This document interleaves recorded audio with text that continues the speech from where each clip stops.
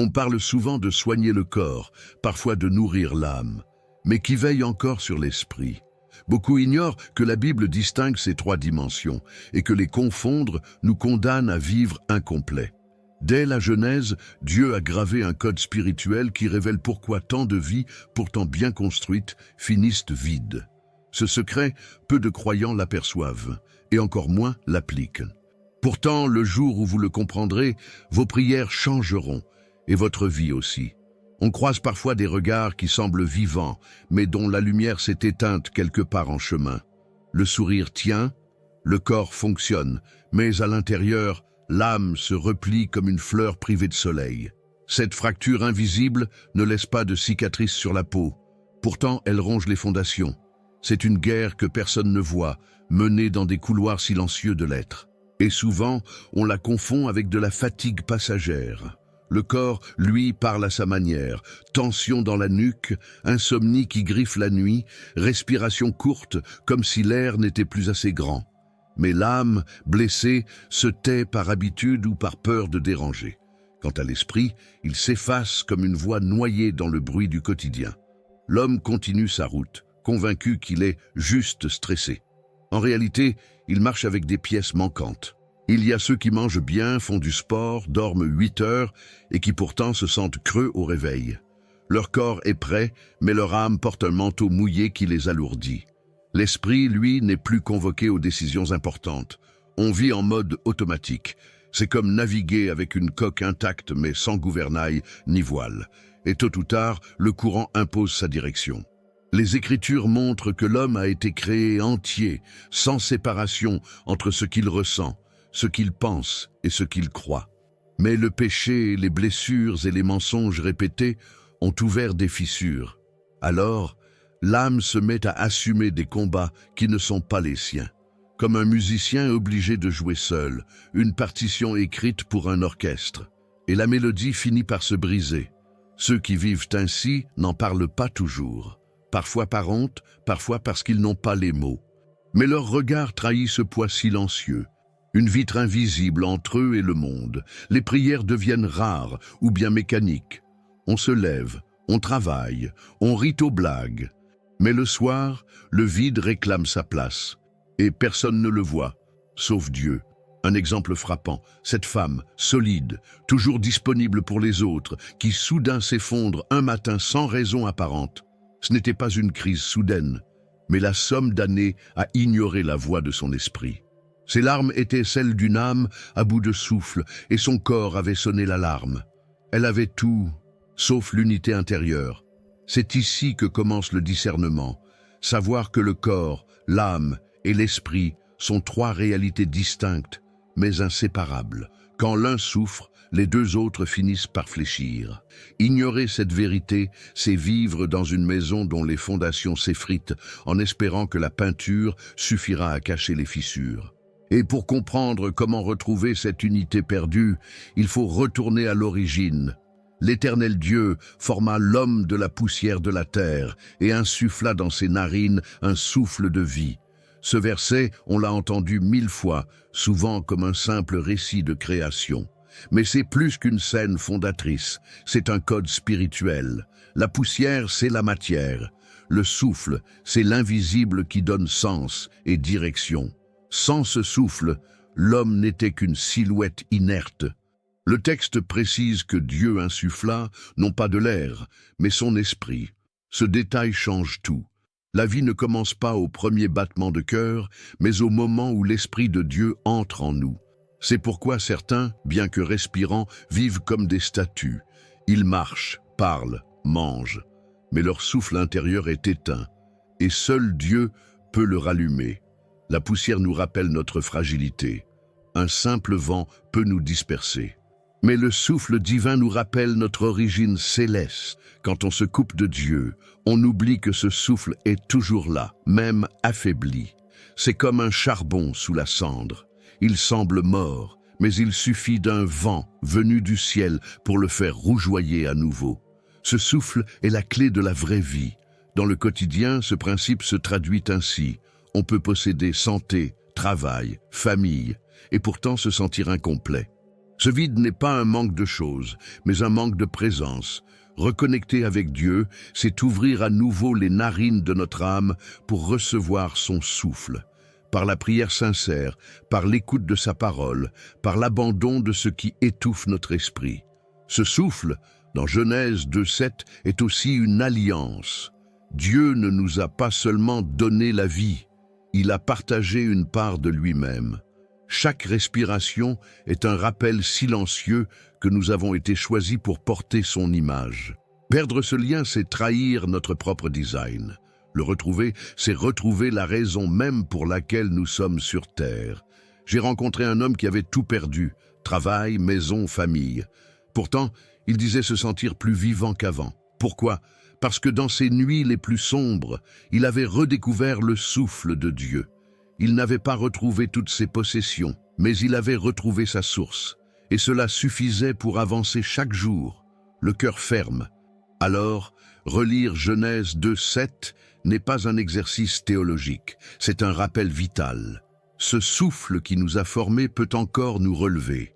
Il suffit d'ouvrir ce qui a été fermé par la peur, le doute ou l'orgueil. Mais pour comprendre pourquoi ce souffle se retire parfois, il faut regarder ce qui se passe quand l'esprit se tait. Vous êtes-vous déjà senti perdu, déconnecté de qui vous êtes vraiment, sans savoir quel est le plan de Dieu pour votre vie? La vérité, c'est que vous n'êtes pas ici par hasard. Dieu a un but pour vous, et je veux vous aider à le découvrir. C'est pourquoi j'ai créé 3 e-books qui transformeront votre parcours avec Dieu. Cliquez sur le lien dans le commentaire épinglé et commencez votre transformation dès maintenant. Un silence peut être plus lourd qu'un cri. Quand l'esprit se tait, il laisse l'âme seule face à des fardeaux qu'elle n'a pas été créée pour porter. Les psychologues appellent cela dissonance. La Bible l'appelle séparation. C'est comme si le messager céleste de notre être avait cessé de parler, laissant l'âme gérer seule les tempêtes. Et tôt ou tard, le corps encaisse le choc. Dans ce déséquilibre, l'âme tente de combler le vide en multipliant les émotions, colère, peur, excitation, mélancolie. Mais sans la direction de l'esprit, ces émotions deviennent comme des vagues qui se brisent les unes contre les autres. Le résultat ? Fatigue émotionnelle, anxiété inexpliquée, maladie psychosomatique, c'est l'épuisement d'une sentinelle qui garde les portes jour et nuit sans relève. Les Écritures illustrent cette vérité. L'homme ne vivra pas de pain seulement, mais de toute parole qui sort de la bouche de Dieu. Quand l'esprit n'entend plus cette parole, l'âme perd sa boussole. Elle commence à tourner en rond autour de ses propres blessures, ressassant sans cesse les mêmes peurs. Et chaque tour affaiblit un peu plus le cœur. J'ai connu une femme qui s'occupait de tout et de tous, mais qui s'effondrait à huis clos. Ses analyses médicales étaient bonnes, mais son âme criait famine. Elle n'avait plus nourri son esprit depuis des années, trop occupée à éteindre les incendies autour d'elle. Un jour, elle a dit « Je me sens comme une lampe allumée, mais débranchée. » L'image était juste.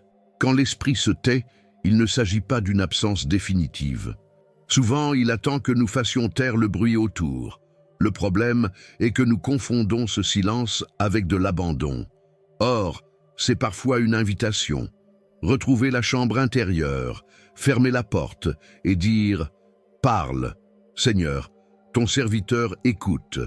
L'âme respire à nouveau quand elle entend cette voix. Spirituellement, la guérison commence quand on redonne à l'esprit sa place de guide. Ce n'est pas l'âme qui doit porter la vision, mais l'esprit. L'âme ressent, le corps agit, mais l'esprit oriente. Sans cette hiérarchie, la maison intérieure devient un chaos où chacun parle en même temps et où plus personne ne s'écoute vraiment. C'est ainsi que les fondations craquent. Mais si l'âme peut tomber malade quand l'esprit se tait, c'est aussi parce que l'homme a été créé dans un équilibre précis. Un équilibre illustré dès la Genèse, par une image simple, l'argile façonnée par Dieu et le souffle qui lui donne vie. Le contenu vous a plu et il a fait une différence pour vous? Cliquez sur « Merci » et soutenez notre travail. L'argile est malléable, docile entre les mains du potier. Dieu, dans la Genèse, prend cette poussière humide et la façonne avec précision. Chaque courbe, chaque détail témoigne de son intention. Mais tant que le souffle divin n'entre pas, ce chef-d'œuvre reste inerte. Ainsi, le corps humain, aussi parfait soit-il, n'est rien sans l'esprit qui l'anime. C'est une image forte. Un vase magnifique posé sur une étagère mais vide. Sa beauté n'a de sens que s'il est rempli de ce pourquoi il a été créé. Nous aussi, nous pouvons afficher la santé, la prestance, le succès, et pourtant rester creux à l'intérieur. Le souffle est ce qui transforme une statue en témoin vivant de Dieu. Sans lui, nous sommes décoratifs mais inutiles. L'argile, laissée sans eau ni soin, se dessèche et se fissure. De même, l'homme privé du souffle de Dieu se durcit. Le cœur devient pierre, insensible aux murmures de l'esprit. Peu importe combien il a été sculpté avec soin, sans renouvellement, l'œuvre se fragilise. Ce n'est pas un défaut de fabrication, c'est un manque d'entretien spirituel. J'ai vu des vies entières se construire comme des palais, études brillantes, carrières solides, familles exemplaires, mais s'écrouler en silence, car tout reposait sur la forme et non sur la source. Un souffle absent laisse place à une lente décomposition intérieure. Ce que les yeux ne voient pas, le temps finit toujours par révéler. Dans la Bible, le prophète Ézéchiel reçoit une vision d'ossements desséchés. Dieu lui dit de prophétiser, et l'Esprit vient redonner chair et souffle à ce qui était mort. C'est exactement ce que Dieu fait encore aujourd'hui. Il prend ce qui est figé, sec, oublié, et y insuffle sa vie. Pas pour que nous soyons seulement debout, mais pour que nous marchions dans notre appel. L'argile nous enseigne aussi l'humilité, car un vase ne se façonne pas seul, et il ne s'auto-remplit pas. Il dépend du potier pour sa forme et du souffle pour sa mission. Revenir à Dieu, c'est accepter de redevenir malléable, prêt à recevoir ce que lui seul peut donner. Sans cette soumission, nous restons figés dans nos formes anciennes.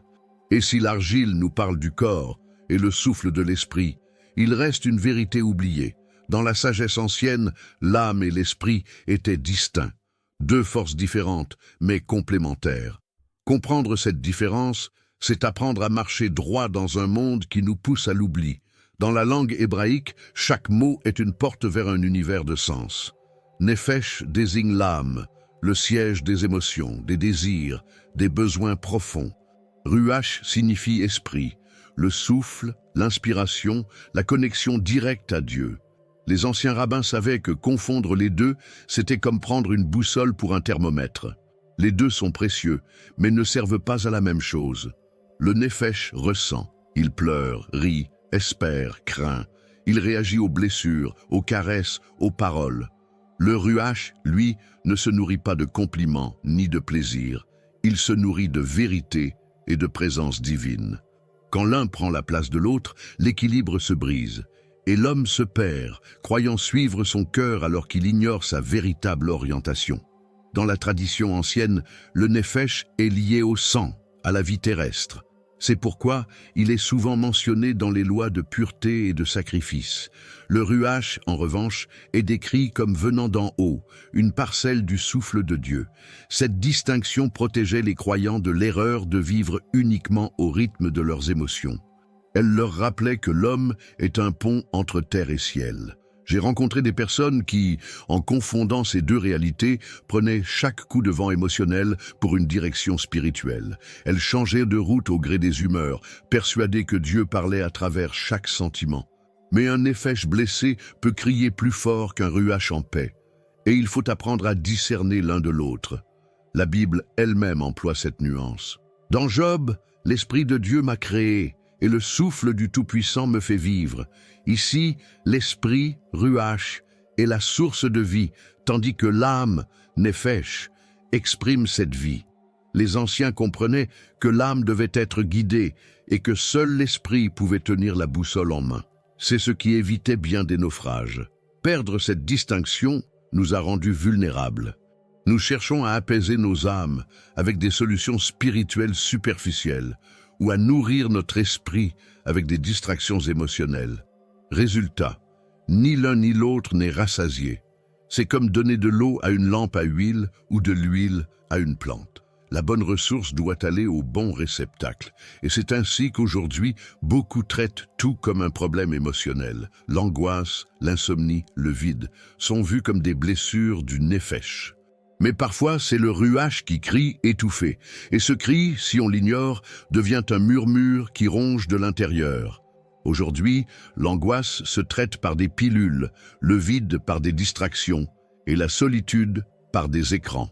On diagnostique, on étiquette, on prescrit. Mais dans cette course à calmer les symptômes, on oublie d'écouter la racine. Et parfois, la racine n'est pas dans la psychologie, mais dans le spirituel. Ce que l'âme crie n'est pas toujours ce dont elle souffre vraiment. La Bible le montre à travers des histoires comme celle du roi Saül. Tourmenté, il cherchait des musiciens pour apaiser son esprit. La harpe de David calmait ses symptômes, mais ne guérissait pas la source. Un cœur éloigné de Dieu. Beaucoup vivent ainsi, apaisés par des solutions temporaires, mais toujours habités par le même vide, car on ne chasse pas l'ombre avec des pansements. Le piège moderne est subtil. Il nous pousse à croire que tout est dans l'émotionnel. Tu es triste? Parlant.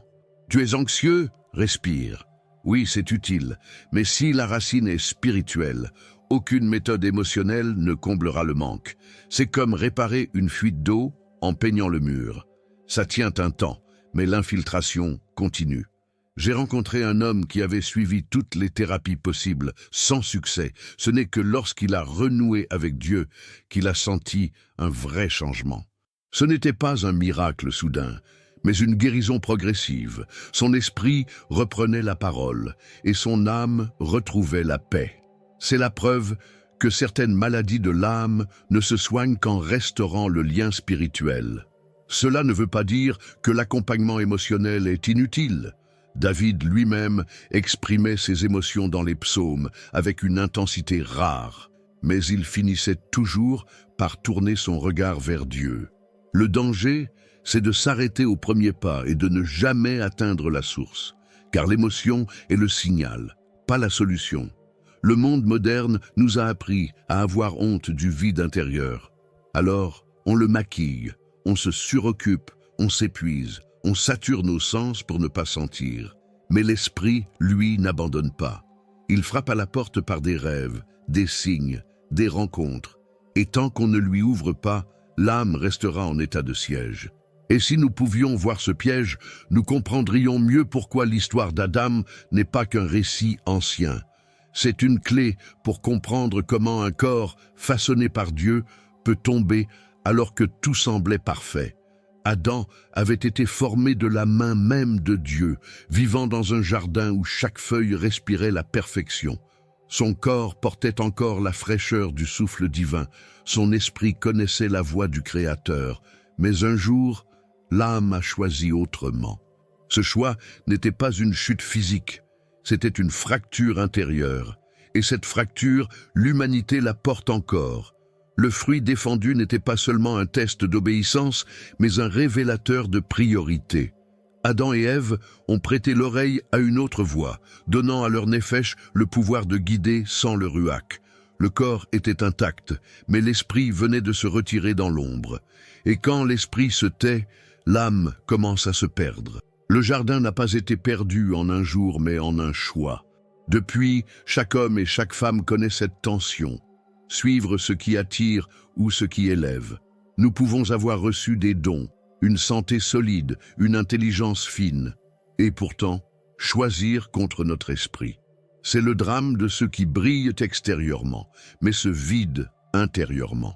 Adam a laissé une cicatrice dans notre mémoire spirituelle, celle d'un choix qui coûte plus qu'il ne promet. La Bible dit que, dès la faute, Adam et Ève ont entendu Dieu marcher et se sont cachés. Ce geste résume le chemin de toute âme qui a perdu la communion.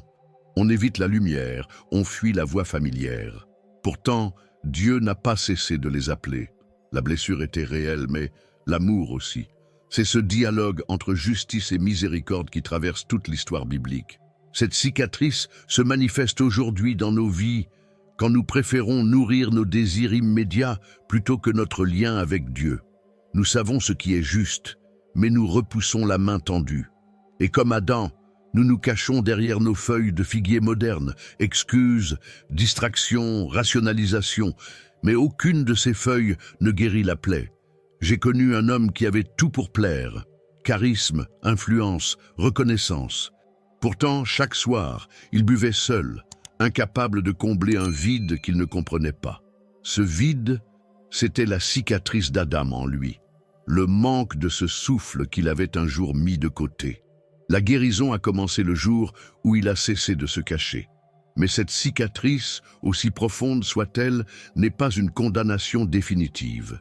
Car si la clé est dans la Genèse, la porte se trouve dans le cœur. Et certains, même blessés, oseront l'ouvrir. Il y a des vérités que l'on peut lire 1000 fois sans jamais les voir. La distinction entre corps, âme et esprit en fait partie. Elle est semée dès les premières pages de la Genèse, mais seul un cœur prêt à écouter peut en déchiffrer le code. La clé est là, dans le texte, mais la porte, elle est en nous. Et rares sont ceux qui ont le courage de la pousser. Car ouvrir cette porte, c'est accepter que Dieu entre jusqu'au plus profond.